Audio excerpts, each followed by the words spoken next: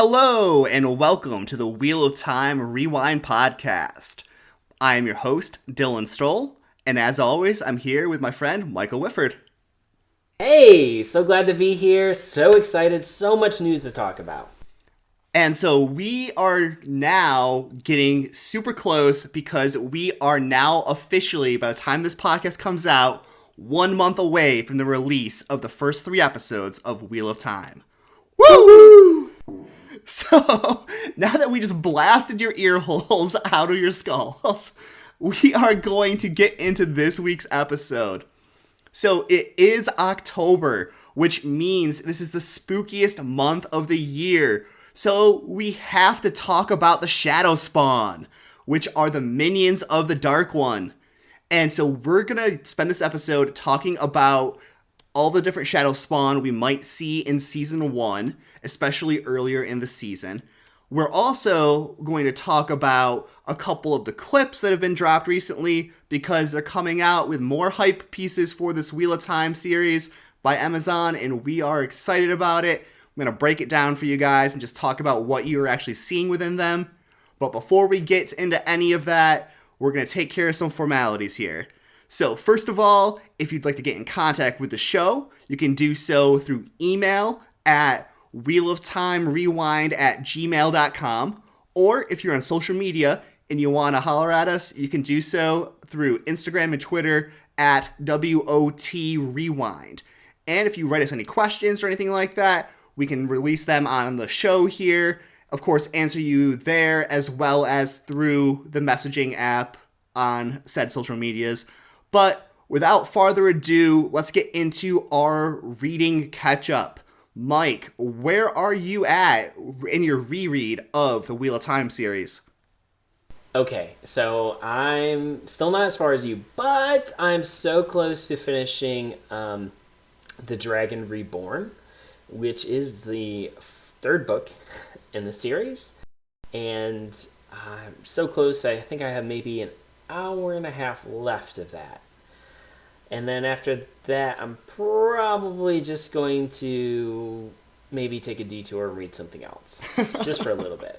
So you're not so far behind me as you might think. So I have finished The Dragon Reborn, which is the 3rd book in the series, but it is the 4th book that I've read of the Wheel of Time series for this reread here because of New Spring, which is the prequel. But right now, taking a detour, and I am reading the world-building co-book that goes along and builds up the world of the Wheel of Time. It's called The World of Robert Jordan's Wheel of Time, which is written by the man himself, Robert Jordan, as well as Teresa Patterson. And now where I'm at in this book here is it is talking about the Age of Legends, which I wanted to press pause because I wanted to take some detailed notes for this for when we come to you guys with our Age of Legends podcast, which will be taking place somewhere in the future. But right now, we're jumping into that Shadow Spawn. And so, Mike, why don't we start off the Shadow Spawn by talking about the Trollocs? I am not one to talk about horror anything. I do not do well with scary things. Scary movies, no thank you.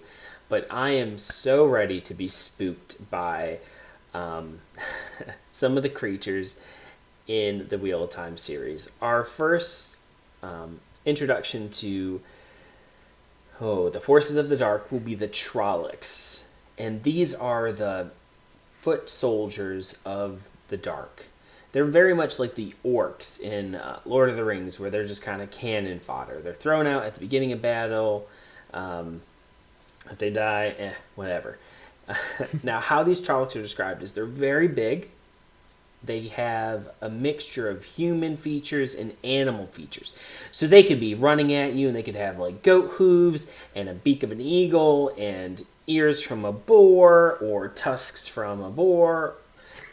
And, you know, they're these big hulking things carrying these wicked, sharp, and like rigid swords and axes and things out of your nightmares chasing you. Yeah, this amalgamation of human and animal And like Mike said, that the stuff that nightmares are made of, because Trollocs, if they catch you, they're going to kill you, and then they're going to eat you. Or they might eat you first without killing you. Who knows? You might end up in a Trolloc pot. So these Trollocs here are going to be, like Mike said, the very first big Force of the Dark that we meet in this series here. And they're going to be the foot soldiers getting sent out there to just wreak havoc, kill, and destroy. So Trollocs are very low on the totem pole when it comes to Forces of the Dark. Right above them are going to be some creatures called the Myrddraal, who are kind of like are the generals of the Trollocs. So Mike, why don't you tell us about Myrddraal and some of the other names you might hear them called? Myrddraal are referred to in a few different names. It also depends on where you are in the world of Wheel of Time, because different cultures have different names for these creatures. But Myrddraal are commonly referred to as Fades. That's probably the other most common name you'll hear about them. And they are, as I said, dressed all in black, and the wind won't even stir their cloak. They're very unnatural, but they're also very human, in the sense of how their body is built. So yeah, they're very human-esque, but they're also very snake-like in the way that they move lightning quick. They have no eyes, so another term for them is the eyeless. And so, there's a saying that says the look of the eyeless is fear. So, even though there's no eyes looking at you, if the Myrddraal looks at you, you feel fear run through your entire body, kind of root you to your core there, root you to your spot. Go right ahead, Mike. Sorry to interrupt. No, you're good. Thank you for bringing up some of their other names there, because for a moment I drew a blank. They're able to travel through shadow as well. Mm-hmm. And that's why in some cultures that believe in them, others they're used as fables or, horror stories of, right. Oh, if you go out at night and you kiss that girl when you're not supposed to, a Myrddraal's gonna show up and eat your face off. I don't know. But they're used, as well as some of these other creatures, as ways to scare people, and they're kind of like, ha ha ha, you believe in Myrddraal, or you believe in a Fade, and they are actually true. But in some cultures, as I was saying, people when they come into cities, they're not allowed to have hoods down, right? And they keep torches lit all over, so there's no spots for the Myrddraal to just kind of slink into. Right, so there's no shadow for them to kind of teleport to, because another saying is that the walls mean next to nothing for a Fade, because they can just go from shadow to shadow, kind of almost like a teleporting thing there. So something else, I mentioned that they're kind of like the generals of the Trollocs, because what happens is a group of Trollocs is called a fist. So you have a fist of Trollocs, and at times they can be attached to a Myrddraal. And what that allows the Myrddraal to do is that allows the Myrddraal to kind of push them to do things faster, because Trollocs are notoriously lazy. All they want to do is fight, eat, and sleep. So if they're not seeing any prey, you might have to force them onward. If they don't want to go in an area, the Fade can kind of force them onward if it's linked to them. However, this is a little bit of a weakness, because if the Myrddraal that is attached to a Fist of Trollocs is killed, all of the Trollocs die as well instantaneously. Kind of like how in a video game, if you kill the boss monster, you win that level. Doesn't matter about little minions off to the side there. If you kill a Fade, all the little minion Trollocs, they die as well. So another Force of the Dark one that we will most definitely see throughout the series, and it's perhaps my favorite type of Force of the Dark, it is called a Dark Friend. Now, a Dark Friend, what makes them so terrifying, and their rank amongst the armies of the Dark varies based on the level of Dark Friend you actually are. But what makes them so terrifying is that a Dark Friend could literally be anybody. They could be your friend, they could be your neighbor, they could be the stranger coming into town. You don't know who's a Dark Friend until it's too late. So it can be not so obvious who is a dark friend and who is not either. Because at times, what'll happen is the Dark One, or we'll get into him in a little bit later, but his name, Baal-Zaman or Shaitan is his true name, which you don't ever want to say because you'll bring his gaze on you. Kind of like putting on the One Ring in Lord of the Rings. The Eye of Sauron glares at you. If you say Shaitan, the rumor is that the Dark One's eyes fall upon you and bad stuff happens to you. But if you are a dark friend, something that might happen is the Dark One might give you a private mission that's known to nobody else but you and him. And so he might say, oh, help that old lady cross the street, only to tell another dark friend, kill that old lady when she gets across the street. He's the Lord of Chaos. He likes to cause a scene. So he will use people however he sees fit. And so that makes it so you don't know who you can trust and who not to trust within the Wheel of Time series. And to me, that's what makes Dark Friends so cool and so interesting and an integral part of the series, A Wheel of Time. Absolutely. And the idea that they have also different motivations for joining the Dark and selling themselves to Baal-Zaman. And I think that when you find out some characters, or, you know, and you start to understand them more, and you're like surprised, like the ones who do end up being dark friends and the ones who don't, their motivations. And also that sometimes some people who aren't dark friends, well, they might as well be. Right. Because just because you are an evildoer does not mean you are a dark friend. Like, there could be cut purses or, like, thieves that are trying to rob you, but they are not necessarily dark friends. To be a dark friend, you give up your soul to the Dark One. And another name for the Dark One is the Lord of the Grave. So, meaning, when you die, he got you. So, for dark friends, they give up their soul willingly to the Dark One for some kind of promised reward. It might be for eternal life, riches, glory, power, whatever it is. Like Mike said, everyone has different motivations for turning to the dark side of the Force in Wheel of Time here. And I really hope that's something that is done well in the show here for Amazon, is like the hidden factors of dark friends, like where they are in the books. Because like Mike said, some of the people that turn out to be dark friends, you're like, oh my god, no way. And then other people that you thought could be dark friends, you're like, oh, they're good? And so I hope that hidden allegiances takes a good part of the actual TV series, because that was a very enjoyable part of the book series. Absolutely, and I'm hoping that they don't add in some unexpected dark friends. I'm fully expecting that to happen, though. So, another part of the forces of the Dark One are the Chosen, as they refer to themselves, or the Forsaken, as they're called by all people who serve in the light.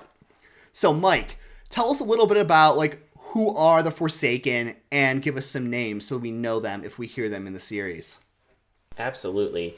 So the Forsaken, or the Chosen, as they like to refer to themselves, are ancient Aes Sedai, who, male and female, who forsake the light to come to the dark side, and they're all very powerful, and they were sealed in with the Dark One during the Age of Legends. Again, we'll cover more on that when we do our Age of Legends episode later on. But as listeners, you just need to know that, one, they've been sealed away for so long that, again, they're referred to in many cultures as just stories to scare your children. Their names will be mentioned, and we may or may not encounter them at some point in the series as well. And so there are a total of 13 of them.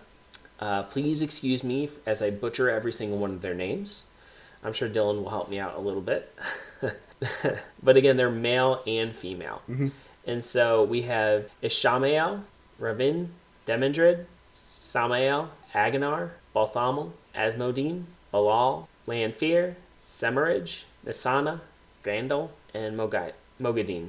Yeah, nice job with that last one there. Mogadine. She's cool.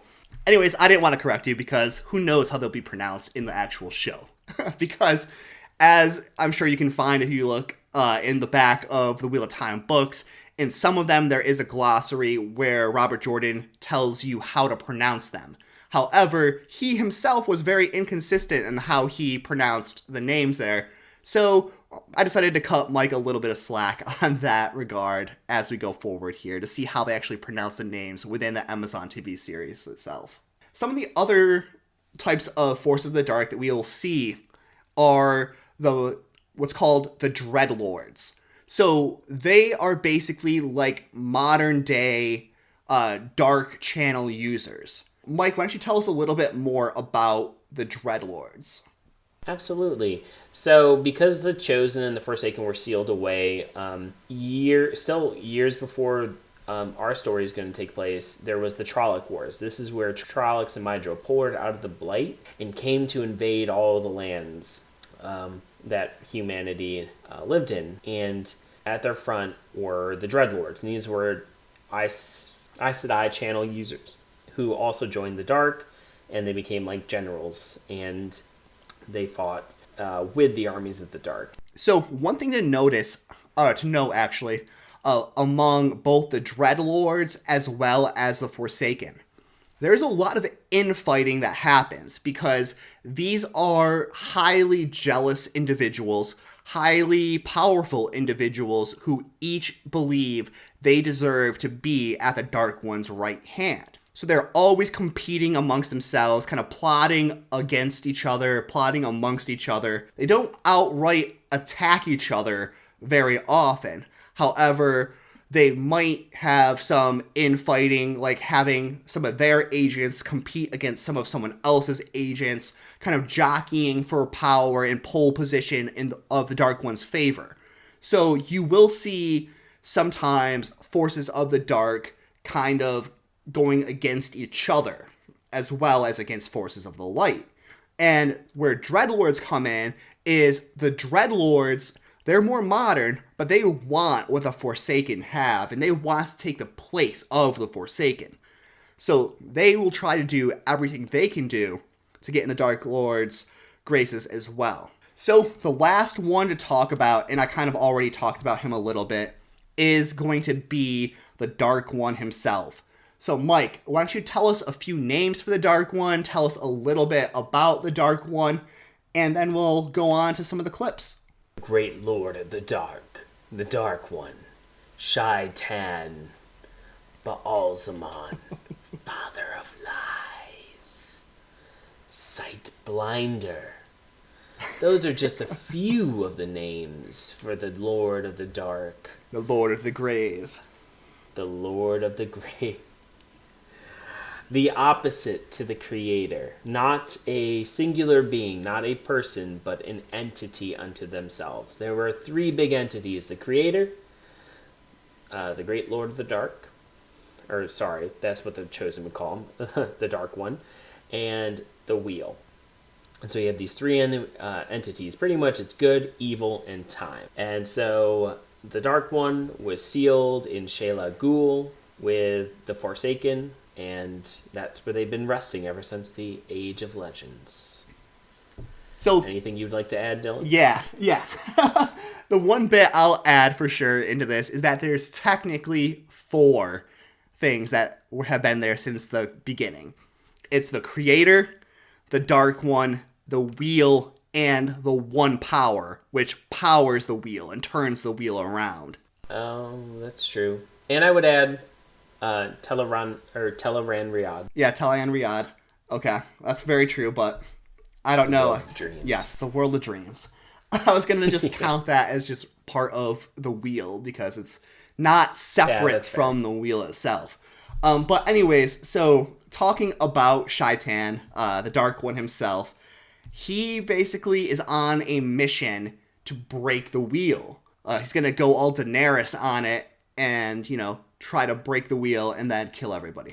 So, however, his ultimate goal is not necessarily known to anybody other than himself and a few of the Chosen. or the Forsaken, as they're more commonly referred to as. A lot of people believe that what the Dark One wants to do is the Dark One wants to take the Wheel of Time, erase it, and recreate time in his own image. So he does exist separate from the wheel, like outside of the wheel, which is important because nobody that exists within the wheel itself, like within time, can alter time itself. But since the Dark One exists outside of the wheel, he is potentially capable of altering time itself, destroying time itself. And so he is going to be the big bad of the entire series here. And I am very interested to see how the Dark One is going to be portrayed on screen, if we see him on screen. Because although we call the Dark One a him, he is an entity. He's not necessarily a person. However, there are people that he influences and people that he acts through, but he himself, the Dark One, is not an actual person. So it'll be cool. One other part of this that I think we should mention really briefly here are going to be the flying beasties that we see. Mike, want to talk a little bit about them? The drag car. So imagine human size with bat wings. And instead of fangs that they're just gonna like I'm sure some people are like picturing like a vampire. Right, yeah. And you wouldn't be too far off. I think that was definitely an inspiration for them. They are the scouts and the kind of an assassin as well for the forces of the dark. And so what the drag car do is they fly out and they fly obviously, so they are good at scouting and they can land. And when they land, they can call to them, almost like sing a little, like a siren song where it's going to croon and sort of put their person in a hypnotic state. Mm-hmm. One person or two people, no more, really. And when they come closer, they can suck their souls right out of their body, killing them. Sounds pretty nasty to me.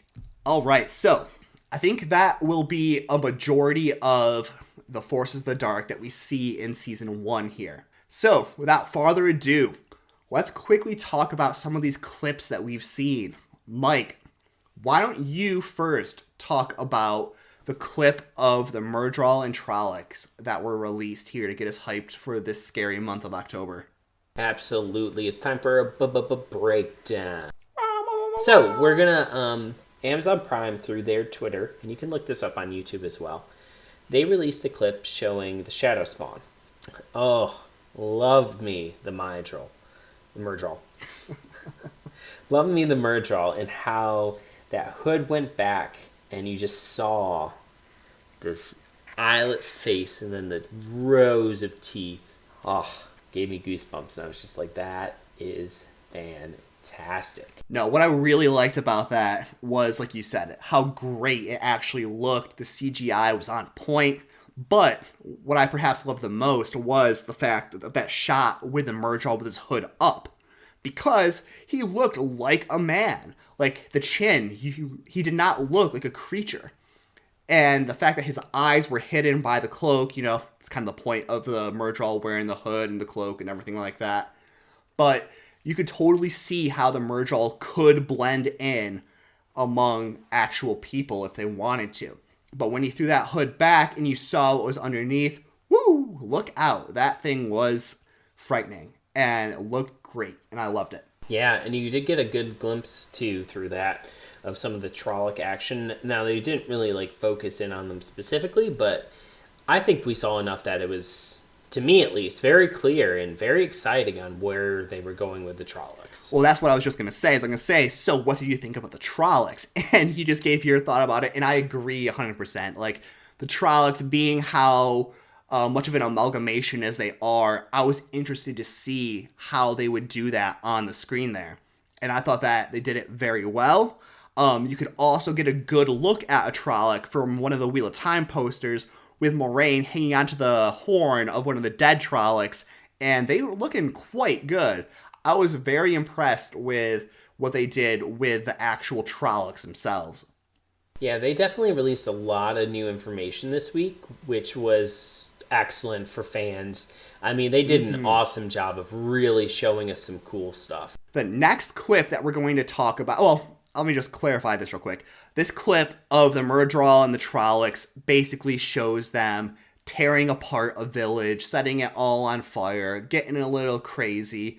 So you can tell already just by that little clip there that stuff is going to go down involving the Murdral and the Trollocs. But the next clip is going to actually be involving someone we haven't covered in too much detail yet, and that is Logain. So Logain looks to be like a male power user. And what I thought was really cool about this clip that they released was the differentiation between male channeling and female channeling. Whereas the female channeling of Saidar was kind of white but clear, you could see the taint of the Dark One on Saidin when Logain was channeling, and almost looking like black tendrils kind of rising out of nowhere. Because that's something we haven't talked about, I don't think, yet too much, was how the Dark One, in like a last-ditch effort to fight back against the forces of the light, put a taint on Saidin, the male half of the power, that drives all men insane that wield it. So, Mike, what were your other thoughts about the Logain clip? Well, he was a little bit older than I expected. Just from like reading the books and stuff, I always kind of envisioned him a bit younger, but I think they did a really nice job of making him look very in control of himself and very kind of, he carried himself with almost like a regal sort of like, I'm powerful and I know it attitude, which I thought was fantastic for his character. I know we talked before the show about this, but it left me with some questions about how much he's going to be in this first season. Mm-hmm. I think he's going to be a lot more involved in the show than he was in the books. And I don't know if that's a bad thing. I think that might be cool to see a little bit more of his story unveiled. Yeah, I think that he does look a little bit older, but like you said, he carried himself with like that kingly presence, which was nice to see, even though in the little clip it showed he was in a cage. So I'm excited about Logain and seeing where his character arc goes within the series itself. All right, so Mike, is there anything else you wanted to talk about this week before we get on out of here? I just wanted to say that there was another trailer put up that we got to see. It sort of just showed some behind the scenes footage and some like a quick interview, and that's up on the Wheel of Time's Twitter, and you can also see it on YouTube as well. But we saw some first shots of Tom Maryland, and I thought that was really cool to see him. We're both looking forward to seeing his patch cloak, and hopefully it's there, but we like the look so far. Yeah, other than the cloak missing, he looked really cool, but maybe he just wasn't wearing it for that performance, and he wears it when he's traveling and introducing himself, but we shall see. I'm waiting to reserve judgment until November 19th, when episodes 1, 2, and 3 all come out, and you and I go absolutely crazy trying to keep up with it. So, with that said, we will see you all at the next turning of the wheel. Goodbye. Bye.